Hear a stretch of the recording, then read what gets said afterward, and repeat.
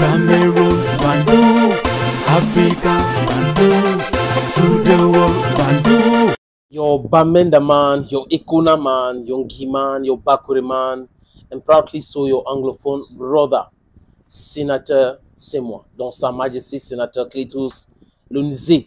Je suis l'homme le plus noir de la terre. I'm the darkest man on earth. Hope you're fine. Les amis, Marc Brice, je viens de me rendre compte que vraiment je me suis trompé dans beaucoup de choses que j'ai dit concernant ce monsieur. Ce monsieur, c'est un très grand coach. Il est trop bon même. Il est trop bon. Ce monsieur, c'est un grand tacticien. Marc Brice, normalement, devait entraîner une très grande équipe. Et enfin, c'est arrivé. C'est arrivé. Marc Brice a signé ce matin, c'est ce matin, voilà, que je viens de tomber sur cette information. Marc Brice a signé ce matin son contrat avec la Fédération française de football. Et il devient donc le sélectionneur. Il remplace Didier Deschamps. Vous savez très bien qu'avec l'équipe de France, Didier Deschamps a gagné la Coupe du Monde en Russie avec Kylian Mbappé. Didier Deschamps a joué dans cette équipe. Lui-même, il a gagné la Coupe du Monde en tant que capitaine de cette équipe en 1998. Il est là depuis très longtemps. Et Noël Le Graët, l'ancien président de la Fédération française de football, on lui avait posé la question sur l'éventualité de Zidane, parce que tout le monde pensait que c'est Zidane qui devait remplacer normalement Didier Deschamps ou Laurent Blanc à la tête des Bleus en France, mais que non.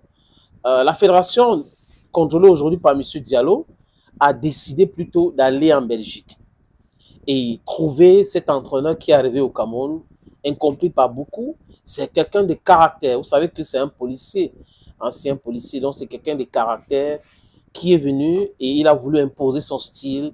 Il a été perturbé par beaucoup de personnes au Cameroun. Voilà aujourd'hui qu'il laisse le Cameroun. Et les Camerounais sont en train de pleurer.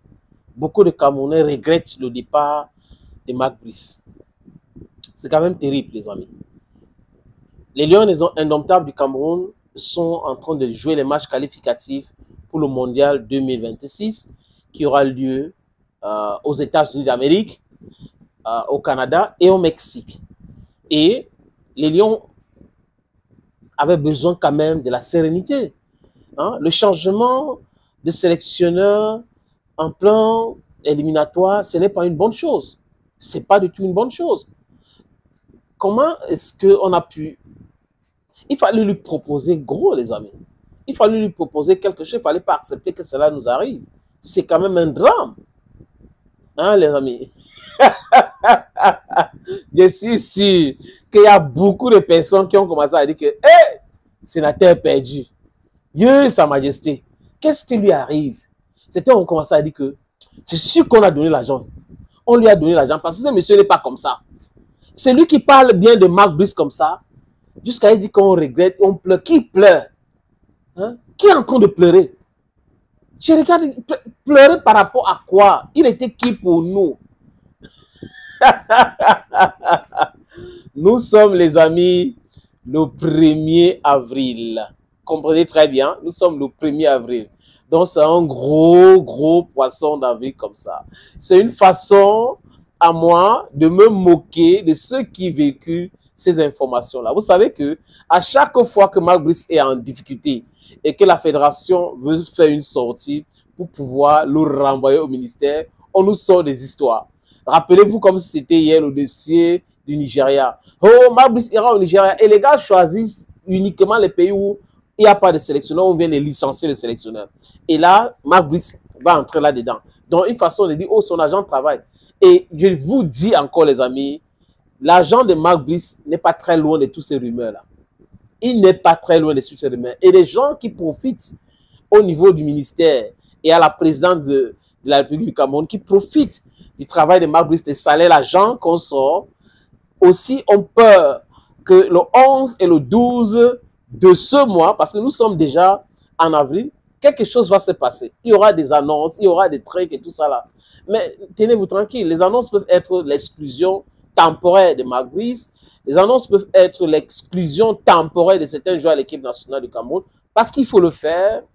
Les annonces peuvent être le renvoi de Marc Brice au ministère des Sports et de l'Éducation physique, la confirmation de Tongo Pilet pour pouvoir diriger cette équipe. Les annonces peuvent être que si les joueurs, certains ne veulent pas venir à l'équipe nationale, qu'ils restent dans leur club.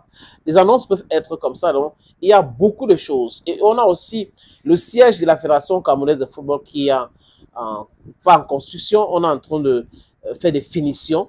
J'ai vu les images. La Fédération, d'ailleurs, a publié à travers leur page Facebook certaines images où le secrétaire général de la Fédération camerounaise de football est allé visiter. Peut-être d'ici le 12, ça sera déjà fini. Mais ce qui est sûr, c'est qu'avant décembre, l'Africafoot va quitter Tinga pour aller à Ouada. Donc, ça peut être toutes ces annonces-là. Mais comme ça fait peur, les gars nous amènent des dossiers de... Certains disent, oh, l'Arabie Saoudite va signer Marc Brice. Voilà qu'il est en train de faire son sport en Grèce. Quelqu'un qui a signé un contrat, qui doit résider au Cameroun. Il est en Grèce tout le temps pour aller supplier sa femme de ne pas divorcer. Il est en train d'aller partager son argent avec Gianni Zelerus qui analyse vidéo qui n'est jamais là. Si vous avez déjà vu le monsieur là un jour, dites-moi, dites-le moi. Après, on a nommé un superviseur analyste qui est François Omambik. On est dans le Mashkaroufka au Cameroun. C'est comme ça que la mafia fonctionne. Il fonctionne en cachette et il ne se rend pas compte qu'aujourd'hui tout le monde est au courant. Donc les histoires de Marc Brice aura 2 milliards à Dubaï, donc à l'Émirat Arabe Unis, il veut signer un contrat là-bas. Vous connaissez quelqu'un qui peut cracher sur cet argent-là? Parce que même si c'est les indemnités et tout ça, ou les pénalités, il va payer avec cet argent. Il est en train de réfléchir. Vous pouvez être sélectionné d'une équipe et postuler pour une autre sélection. C'est quel type de contrat qu'on avait signé avec lui? En fait, ils ont peur. Et comme ils ont peur, nous, on les amène le truc.